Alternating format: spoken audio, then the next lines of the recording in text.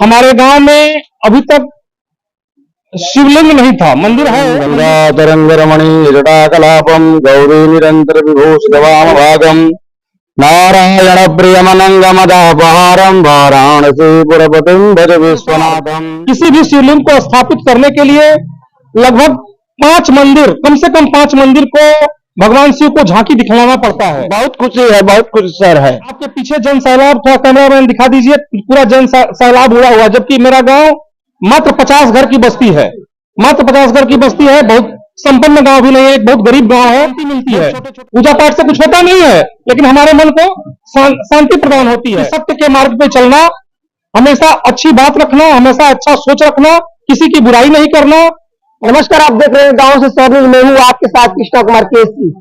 मैं इस वक्त बिहार के कैमूर जिले के चांद प्रखंड के कुड्डी पंचायत के गांव में उपस्थित हूँ। आपको बता दें दर्शकों, उनकी एक शिव जी का मंदिर का भव्य यहाँ बनाया गया है।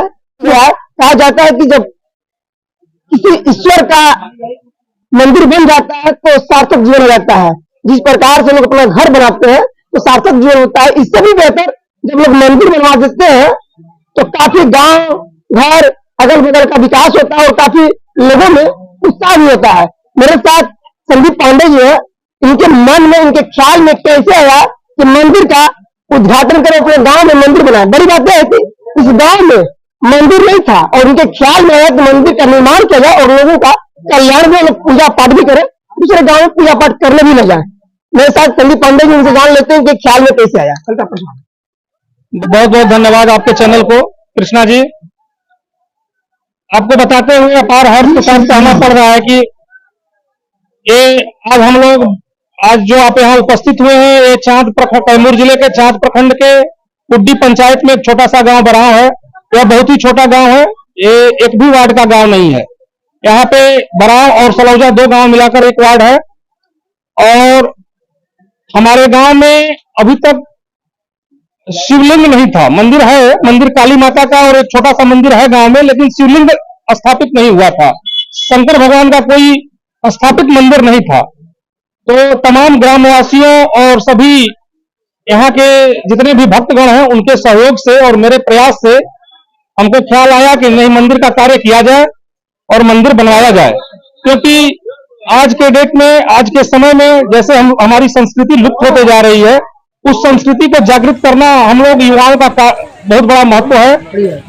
इसलिए सनातन संस्कृति को जागृत करने के लिए हम पूरे ग्रामवासी सहित, पूरे ग्रामवासी, बराव ग्रामवासी सहित एवं क्षेत्र की जनता, यहाँ की बहन बेटियां, सभी लोग के सहयोग से हम लोग एक बहुत ही भव्य काली माता मंदिर के साथ साथ शिवलिंग का स्थापना किए। जो बगल में मंदिर बनी हुई है उसमें भगवान शिव स्थापित होंगे।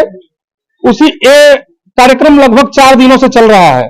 सबसे पहले हम लोग जलाधिवास यानी कलश यात्रा का कार्य किए। उसके बाद भगवान शिव को हम लोग पुष्पाधिवास यानी फूल में ढक कर रखे।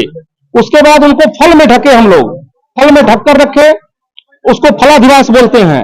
आज का जो कार्यक्रम हो रहा है, ये हम लोग यहां से चलेंगे तो ये पौराणिक कथाओं के अनुसार किसी भी शिवलिंग को स्थापित करने के लिए लगभग 5 मंदिर, कम से कम 5 मंदिर को भगवान शिव को झांकी दिखलाना पड़ता है। तो उसी कार्यक्रम के लिए अभी हम लोग निकल रहे हैं। जितना भी जन सैलाब यहाँ पे उमड़ा हुआ है वो उसी कार्यक्रम के लिए यहाँ से निकलेगा। सबसे पहले यहाँ से हम लोग बराव कुड्डी पंचायत में पड़ता है, यहाँ से चलेंगे और कुड्डी के बगल में एक गांव भटानी है, वहां से एक शिवलिंग का दर्शन कराते हुए कुड्डी होते हुए, कुड्डी में 2 शिवलिंग का दर्शन कराएंगे। उसके बाद बगल के गांव लसाड़ी होते हुए, सलौजा आते हुए पुनः यहाँ अपने गंतव्य स्थान पर हम लोग आएंगे। और कल भगवान शिव की, यानी कल 14 तारीख को, 14 अप्रैल को भगवान शिव की प्रतिमा का हम लोग अनावरण करेंगे और समस्त ग्रामवासियों के लिए प्रभु से मनाएंगे कि सबकी मनोकामना पूर्ण हो एवं पूरे गांव का भगवान रक्षा करे। इसी उपलक्ष्य में आज ये बहुत बड़ा आयोजन किया जा रहा है। मूर्ति का प्राण प्रतिष्ठा जब कर रहे थे तो कहाँ के ब्राह्मण लोग आए थे? यहाँ पे 6 ब्राह्मण आए हुए हैं, ब्राह्मण लोग भी हैं। आपको ब्राह्मण लोग थोड़ा सा आ जाइए आप लोग। यहाँ पे ये लोग सभी वाराणसी से चलकर आए हैं। कोई पीएचडी किया हुआ है, डॉक्टरेट की उपाधि आचार्य में कोई किया हुआ है, कोई पीएचडी किया हुआ है। काफी योग्य और विद्वत ब्राह्मण द्वारा यहाँ पे अनुष्ठान किया गया है। जो अनवरत सुबह से शाम तक मंत्रोच्चार के साथ भव्य तरीके से भगवान शिव की आराधना की गई।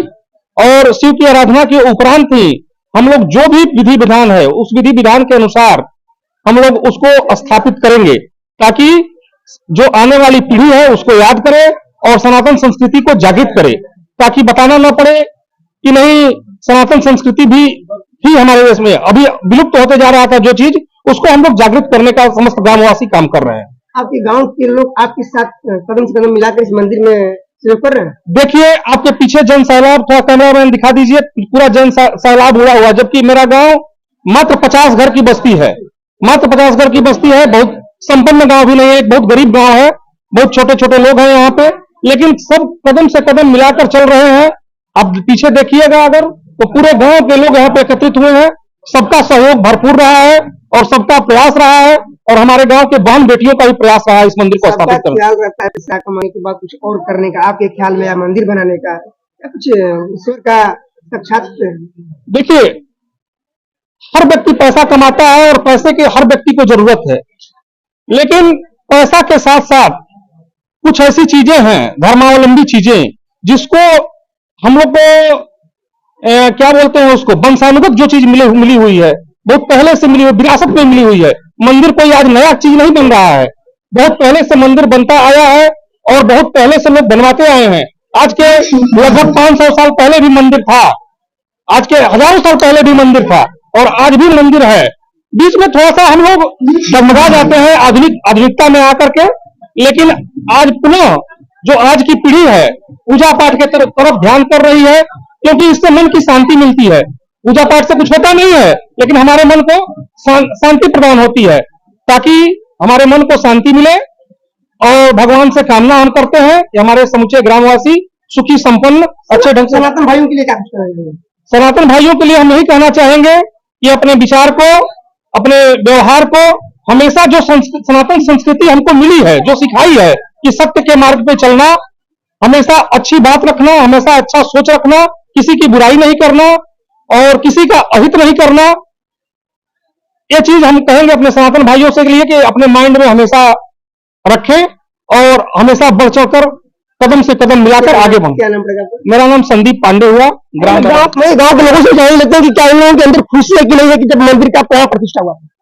कितना खुशी है? बहुत खुशी है, बहुत खुशी सर है।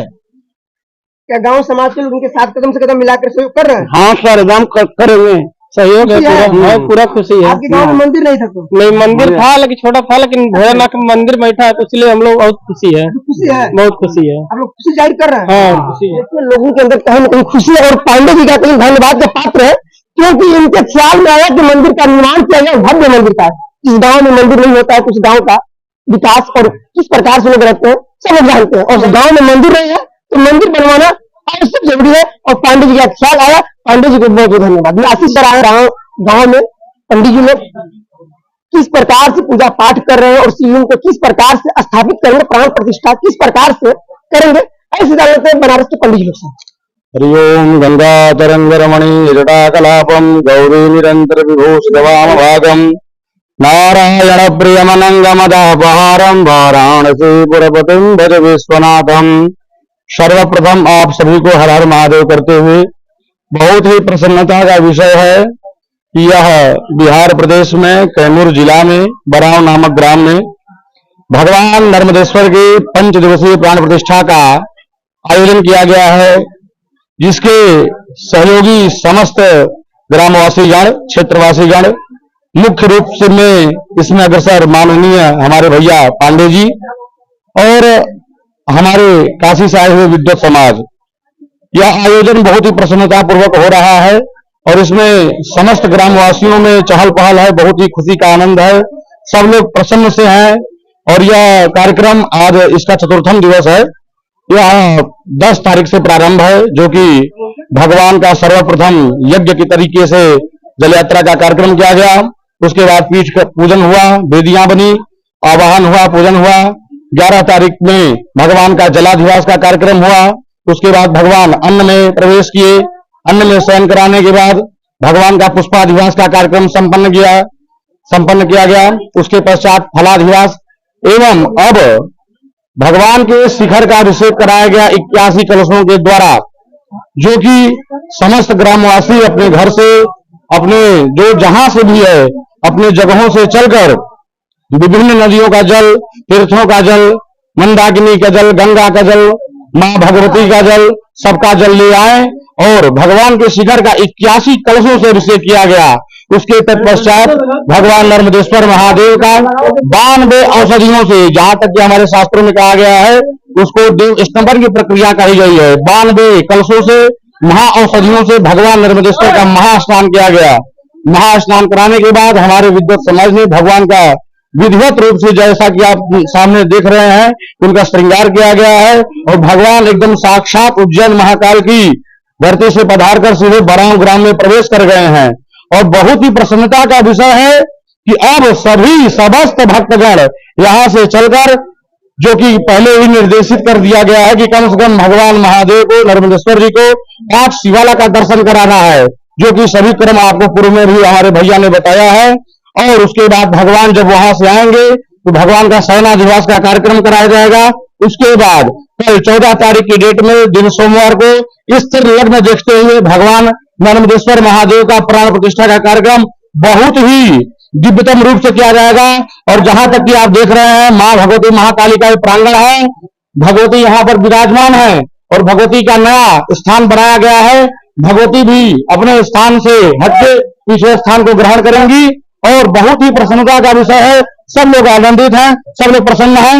आप सभी को हर हर महादेव। हमारा नाम दिव्यांशु दुबे है, संपूर्णानंद संस्कृत विश्वविद्यालय से आचार्य कर रहे हैं जी, बनारस से, काशी से। किस प्रकार से प्राण प्रतिष्ठा करेंगे जी, अभी तो आपको आचार्य दिव्यांशु दुबे जी द्वारा सब प्रक्रिया बताई गई है, इसी प्रकार किया गया है। और कल क्या नाम है, प्राण प्रतिष्ठा का दिव्य कार्यक्रम सकुशल संपन्न हो जाएगा। क्या नाम पड़ेगा? नरेंद्र कुमार, संपूर्णानंद विश्वविद्यालय वाराणसी। देखिए, पंडित जी लोगों ने काफी समझाया शिवलिंग के बारे में, किस प्रकार से प्राण प्रतिष्ठा करना है और कहां से लाया गया है, ये सब बताने का प्रयास किया आचार्य पंडित जी ने।